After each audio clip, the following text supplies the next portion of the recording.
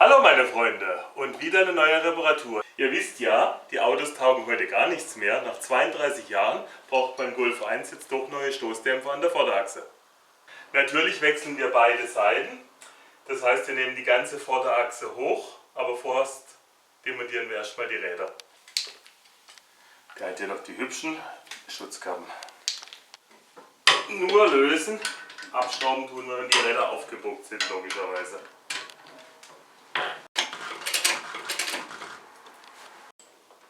So, wenn er mal aufgebockt ist, können wir das Rad abnehmen. Und weg mit dem kleinen Rädchen. So, da oben gibt es eine Kappe. Jetzt dürft ihr aber auf keinen Fall diese Schraube aufmachen, sonst fliegt die Feder durch die Werkstatt.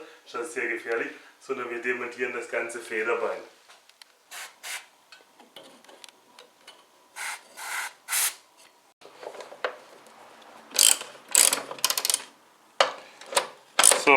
So einfach geht es nach 32 Jahren. Gerade lösen, wir müssen ja erst unten noch aufmachen, den Rest machen wir dann lose, sonst saust das Ding gleich nach unten durch. Das hier ist nur eine Halteschraube, hier oben ist die Einstellschraube für den Sturz. Wir markieren uns jetzt die Stellung, dann haben wir nachher zumindest eine Grundeinstellung, aber Sturz müssen wir eh einstellen.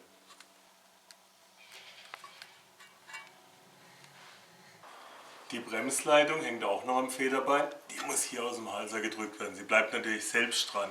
So, jetzt müssen wir die zwei Teile hier aufmachen.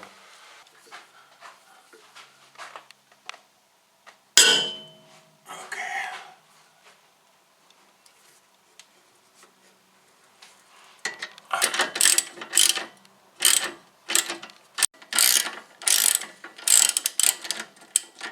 Oben müsst ihr ein bisschen aufpassen mit den Einzelteilen. Das heißt, hier kommt jetzt erstmal eine Unterlagsscheibe und dann kommt die Exzenterscheibe. Und dann kann der Exzenterbolzen nach hinten raus. So, damit das ganze Federbein jetzt nicht an den zwei Schräubchen hängt, hebe ich es hier unten mit dem Wagenheber ein bisschen an. So ein hübscher Wagenheber. Jetzt können wir es hier oben ablassen.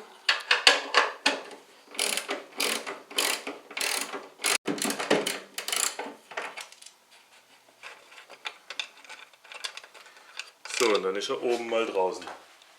Es hängt nur noch das Eigengewicht vom Rad dran, also viel kann eigentlich nicht passieren. Aha, ihr seht. Und wir haben das untere Teil auch draußen.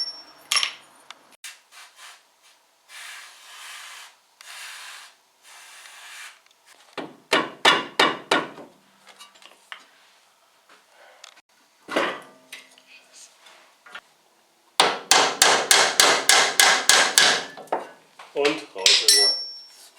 Natürlich ein klein bisschen angerostet nach 32 Jahren. So, das könnt ihr mit dem Federbein raus. Um das Federbein zu zerlegen, braucht man jetzt Federspanner. Ich habe die hier mal in den Schraubstock angespannt und dann kralle ich die Feder hier und hier. Und jetzt setze ich die Feder unter Spannung, bis alles frei kommt.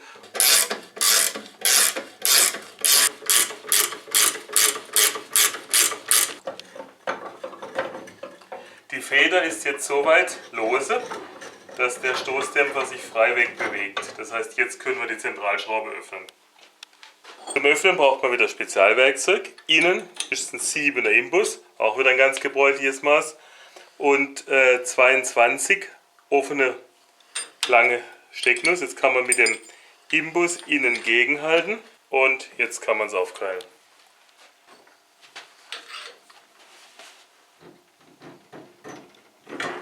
Und auf ist sie. Wenn es mal offen ist, geht es mit dem Ringschlüssel einfacher.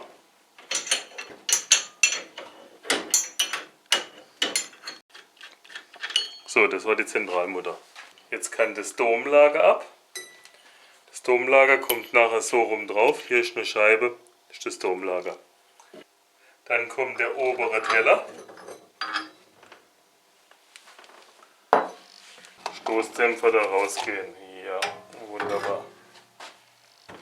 Gut. Hier oben ist noch eine Scheibe. Und dann kann der Kondom hier runter. Für diese komischen Zapfen hier gibt es einen Spezialschlüssel. Geht zur Not aber auch mit dem variablen Mutterdreher hier dran und dann so rauf. Da sind noch Stoßdämpfer in offener Bauweise. Das heißt, wenn ich das jetzt hier runter mache, fließt Öl raus. Also Badewanne drunter.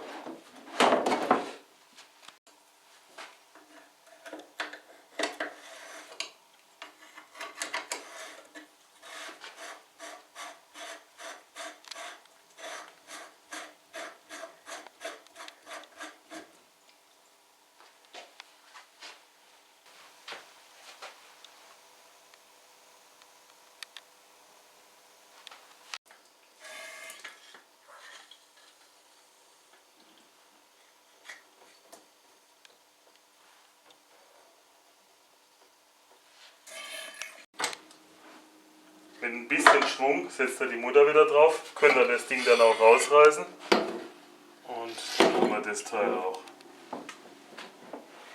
Anstelle dieser nassen, offen gebauten Stoßdämpfer gibt es heutzutage natürlich die komplett zu. Das heißt, hier kommt man den Ölkreislauf gar nicht mehr dran. Der kommt jetzt da rein und tut die gleiche Arbeit. Der neue Stoßdämpfer verschwindet jetzt hier einfach in dem Rohr. Jetzt gibt es allerdings hier noch eine Kappe, die muss jetzt da dazwischen und die passt nur mit einem kleinen Schlag da drauf. Das heißt, die müssen wir jetzt erst.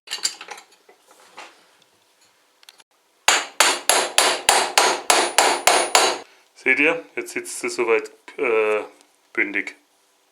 Warum die es nicht gleich in der Fabrik machen, weiß ich auch nicht. Vielleicht geht es beim anderen Modell anders. So, und jetzt verschwindet er hier. Und festgehalten wird jetzt von der geilen Mutter. Glücklicherweise braucht man dafür keinen Zapfenschlüssel, aber einen 54er Gabelschlüssel. Das ist jetzt der Schlüssel für die Feinmotoriker.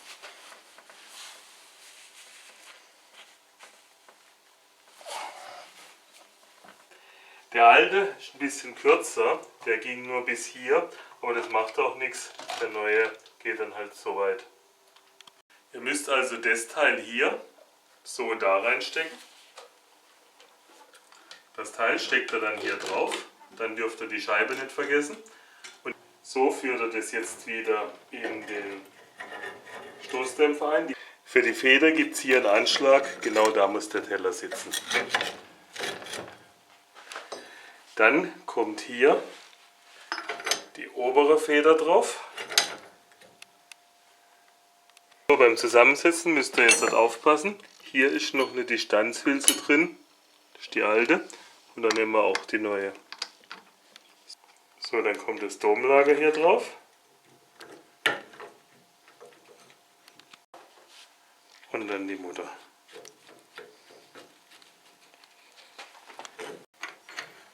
So, können wir mal langsam anfangen, das Ding zuzudrehen. Die Mutter oben zieht damit 60 Newtonmeter. So, auf den Anfang gehen hier und jetzt könnt ihr langsam die Feder kommen lassen.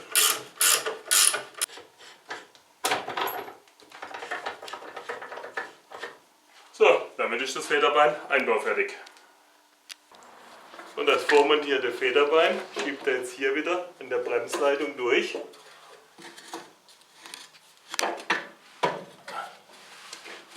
Dann nach oben in den Dom.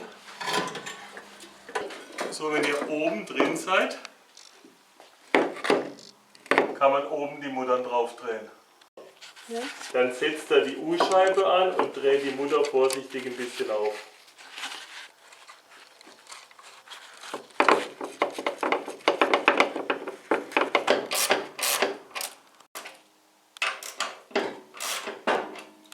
So ist es jetzt hier sicher mal fest und jetzt fädeln wir unten ein.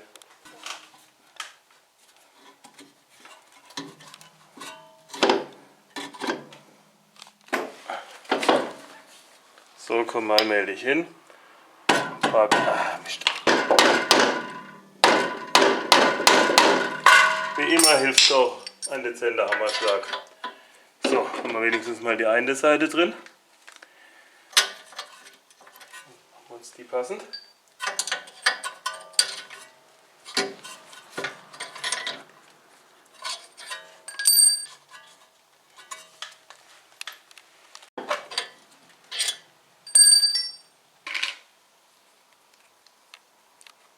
Den Extenderbolzen müsst ihr von hinten her kommend einfügen und vorne kommt erst die Extenderscheibe, das ist die hier, dann kommt die Unterlagscheibe und dann die Mutter. So, jetzt schaut ihr, dass die Marke vom Sturz wieder so halbwegs hinkommt, dann habt ihr wenigstens mal eine Grundeinstellung. So, in der Position dreht ihr mal den oberen fest. An die Extenderschraube. Wenn der Extender mal so halbwegs an Position ist, könnt ihr unten zuziehen.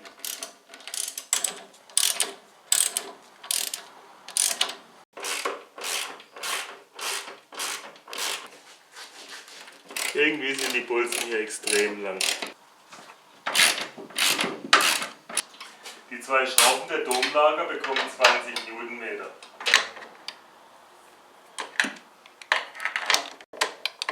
Und auch hier 20 Newtonmeter. Dann kommt oben noch das hübsche Käppchen drüber. So, auf der Seite sind wir fertig. Jetzt müssen wir nach unten noch weitermachen. Die Teile da oben werden mit 80 Newtonmeter angezogen, also gar nicht so wenig. Aber das ganze Auto hängt ja da dran. Und 80. Das gleiche mit der unteren. Und auch hier 80 Newtonmeter.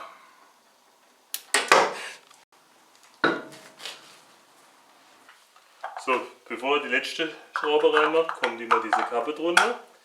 Und dann kommt auch noch das letzte Schräubchen.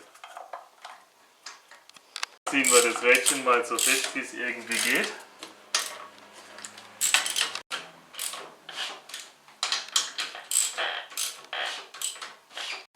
So, auch der Halter von der Bremsleitung muss natürlich wieder drauf. So passt er. Okay.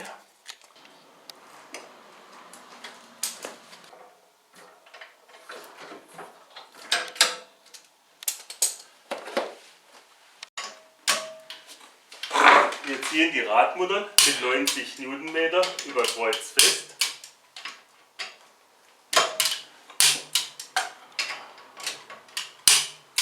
Ich muss den Golf jetzt ein paar Meter bewegen, damit sich die Federbeine richtig hinsetzen und dann den Sturz einstellen. Wie man den Sturz einstellt, habe ich aber euch schon mal erklärt. Also endet der Film jetzt hier und tschüss, bis zum nächsten Film.